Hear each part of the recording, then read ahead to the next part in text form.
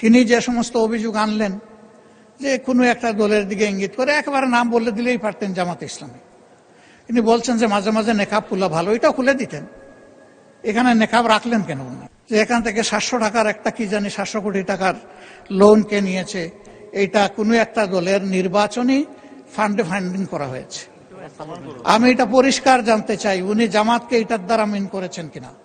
যদি উনি মিন করে থাকেন, I am taking absolute challenge.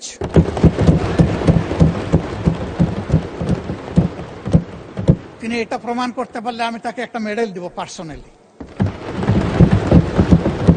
Doctor Mohammad Shafiqur Rahman, খুব ভালো হয় আপনি যদি 8 মিনিটে আপনার বক্তব্য শেষ করেন। মাননীয় স্পিকার, এত গুলি কামানের পরে মাত্র 8 মিনিট? আপনাকেও কামান দেওয়া হবে, বলতে থাকেন। আমি বলতে থাকি, আপনি যখন থামায় দিবেন আমি থেমে যাব। Thank you. ধন্যবাদ মাননীয় স্পিকার। নোটিশটি উত্থাপন করেছিলাম জনস্বার্থে। বক্তব্য সবাই যখন দেয় জনস্বার্থেই দেয়। আমরা বিরোধী দলের পক্ষ থেকে পর্যন্ত 4 জন কথা বলেছেন, বা 5 জন আমি এখন বলছি। আমার মূল বক্তব্যে যাওয়ার আগে মাননীয় সংসদ সদস্য এবং স্বরাষ্ট্রমন্ত্রী খুব চমৎকার কিছু কথা বলেছেন, এগুলো একটু স্মরণ করতে চাই আমি। উনি বলেছেন যে shareholder is shareholder. সে কিভাবে শেয়ার হোল্ডার হয়েছে এটা পরে দেখা যাবে। এটা পরে কেন? এটা তো আগেই এক্সপোজ হয়ে গেছে। সারা দুনিয়া জানে, উনি জানেন না। উনার মতো একজন বিজ্ঞ মানুষ, আমি এটা বিশ্বাস করি না। এই ব্যাংক থেকে উনি একা নিয়েছেন তার নিজের নামেই 82,000 কোটি টাকা, আর তার সমুদয় শেয়ার যেগুলা তিনি কিনেছেন 82% মালিক হয়ে গিয়েছেন, এগুলার মূল্য হচ্ছে মাত্র 12,000 কোটি টাকা। অর্থাৎ তিনি কই তেল দিয়ে শুধু কই বাঁচেন নাই, কইও বাঁচছেন, শোল মাছও বাঁচছেন, এবং সবগুলা ব্যাংক থেকে ডাকাতি করা টাকা। সেই শেয়ারগুলা কিভাবে হস্তান্তর হয়েছে তিনি একটা প্রতিষ্ঠানের নাম এখানে বলেছেন, সবগুলা বলে দিলে ভালো হইতো। এই ধরনের সকল শেয়ার হোল্ডারের উপরে বিশেষ একটা এজেন্সির মাধ্যমে প্রচন্ড চাপ ক্রিয়েট করে তাদেরকে বাধ্য করা হয়েছে তাদের শেয়ার হস্তান্তর করতে। এরা তো হস্তান্তরের জন্য এই শেয়ারগুলা কিনে, তারা যুগ যুগ ধরে এই ব্যাংকের সাথে ছিল, এবং যথারীতি এই ব্যাংক সবাইকে স্যাটিসফ্যাক্টরি সার্ভিস দিয়ে চলছিল, ডিভিডেন্ড দিয়ে চলছিল। একটা মাত্র ব্যাংক, যে ব্যাংক তারল্য সংকটে অন্য ব্যাংকেও হেল্প করত, এইভাবে ব্যাংকটা ডাকাতি করে আজকে এটাকে একদম দেউলিয়া করা হয়েছে। এটা করেছে ফ্যাসিস্ট সরকার। উনি কর্মচারীদের নিয়োগের ব্যাপারে কথা বলেছেন। 10,000 কর্মচারীকে নিয়োগ দেওয়া হয়েছে, সামান্য কোনো নিয়ম নীতি মানা হয়নি, পত্রিকায় একটা বিজ্ঞপ্তি দেওয়া হয়নি। এই ব্যাংকের সমস্ত অতীত ট্র্যাডিশন ব্যাক করে কোনো পরীক্ষা ছাড়াই তাদেরকে নিয়োগ দেওয়া হয়েছে। একটা কাগজে কেউ না কেউ সই করে দিয়েছে, এইটাই তার নিয়োগ লেটার। মাননীয় বিরোধী দলের নেতা, আপনি ভালোই বলছেন, কিছু কিছুটা অস্পষ্টতা আমার কাছে মনে হয় যে তিনি বলতে কাকে আপনি মিন করছেন, আর যেই আমলে এভাবে নিয়োগে বৈষম্য করা হয়েছে, অবৈধভাবে নিয়োগ দেওয়া হয়েছে, সেটা কি ফ্যাসিস্ট আমলে নাকি ইন্টারিম সরকারের আমলে? ক্লিয়ার করে বললে সবাই উপকৃত হবে। জি জি, এটা ফ্যাসিস্ট আমলে, কিন্তু সালাউদ্দিন সাহেব একটা অংশ এনেছেন, আরেকটা অংশ আনেন নাই। সরকার পরিবর্তন হওয়ার পরে 5 আগস্টের পরে আমরা যতটুকু জানতে পেরেছি যে তাদের সকলকে আবার পরীক্ষায় আসার জন্য ইনভাইট করা হয়েছিল, যে আসেন, বিনা পরীক্ষায় আপনারা চাকরি নিয়েছেন, মিনিমাম নিয়মটা মানে এখন আপনারা চাকরিতে ফিরে আসেন। তারা কেউ আসেনি। কেন তারা আসলো না? এরপরে এই ব্যাংকটা 1983 সালের নভেম্বরে 3টা শাখা দিয়ে বাংলাদেশে তার কার্যক্রম শুরু করে। ঢাকার লোকাল ব্রাঞ্চ মতিঝিলে, আগ্রাবাদ, চিটাগাং, সিলেট, তালতলা। পর্যায়ক্রমে তাদের সততা, দক্ষতা, আমানতদারি এবং গ্রাহকদের প্রতি তাদের সেবার মান, এগুলার কারণে অনন্য উচ্চতায় এই ব্যাংকটা চলে যায়। তিনি যে সমস্ত অভিযোগ আনলেন যে কোনো একটা দলের দিকে ইঙ্গিত করে, একেবারে নাম বলে দিলেই পারতেন জামাত ইসলামী। তিনি বলছেন যে মাঝে মাঝে নেকাব খুলা ভালো, এটাও খুলে দিতেন। এখানে নেকাব রাখলেন কেন উনি? যে এখান থেকে 700 টাকার একটা কি জানি 700 কোটি টাকার লোন কে নিয়েছে, এইটা কোনো একটা দলের নির্বাচনী ফান্ডে ফান্ডিং করা হয়েছে।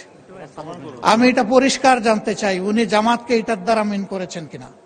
যদি উনি মিন করে থাকেন, I am taking absolute challenge.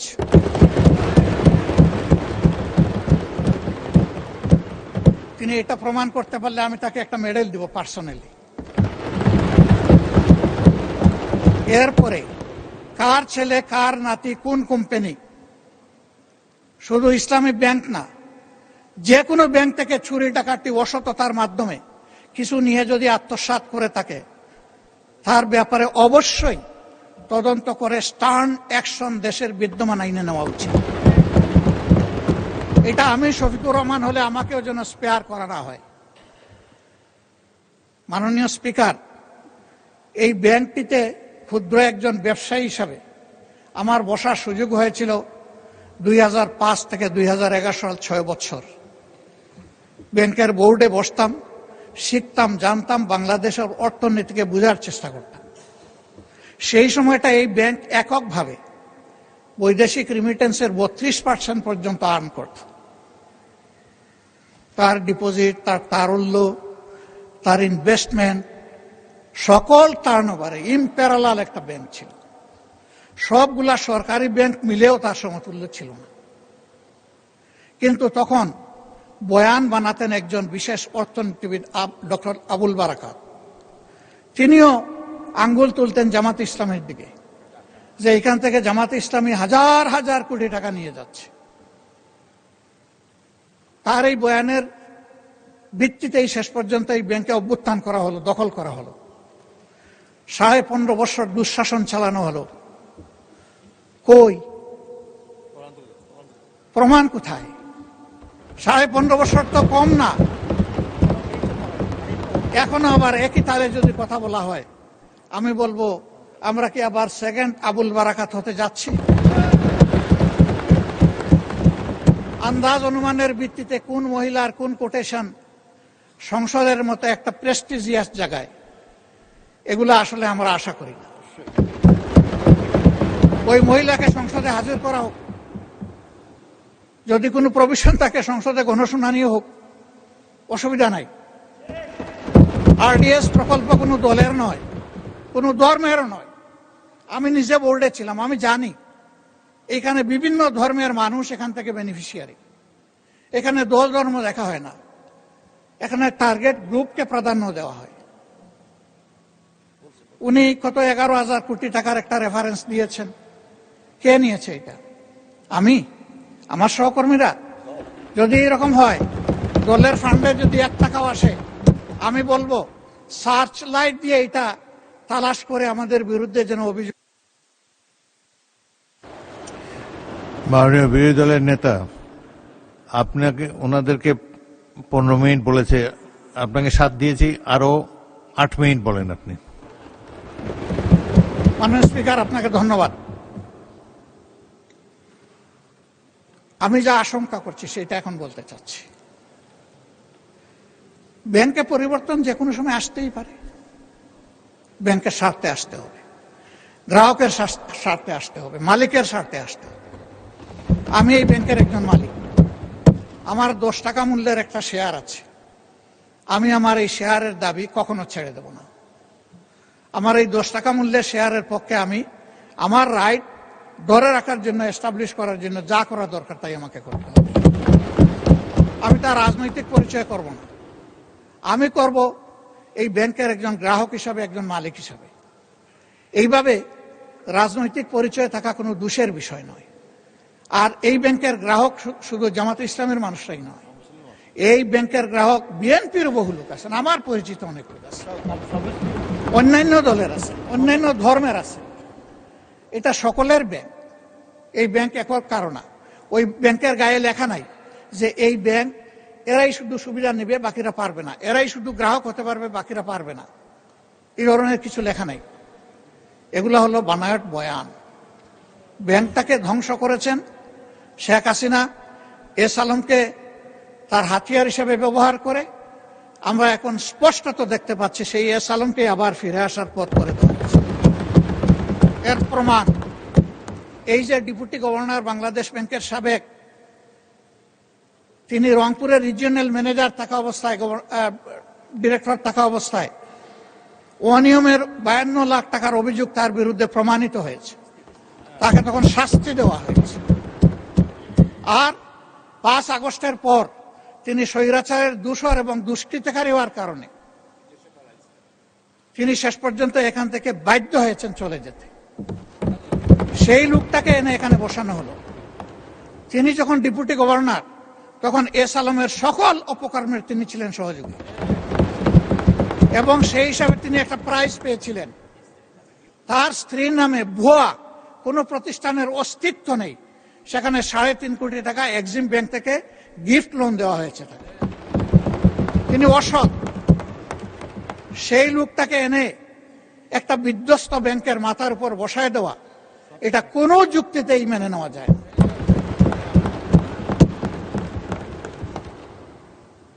সরকার অবশ্যই সবকিছু চালাবেন, ক্রেডিট হলেও সরকারের, ডিসক্রেডিট হলেও সরকারের, কিন্তু জনগণের পারসেপশনটা কি এই ব্যাংক নিয়ে, এটা অবশ্যই সরকারকে বিবেচনায় নিতে হবে। আমি মনে করি সরকার বিবেচনায় নিলে দেশ লাভবান হবে, জাতি লাভবান হবে।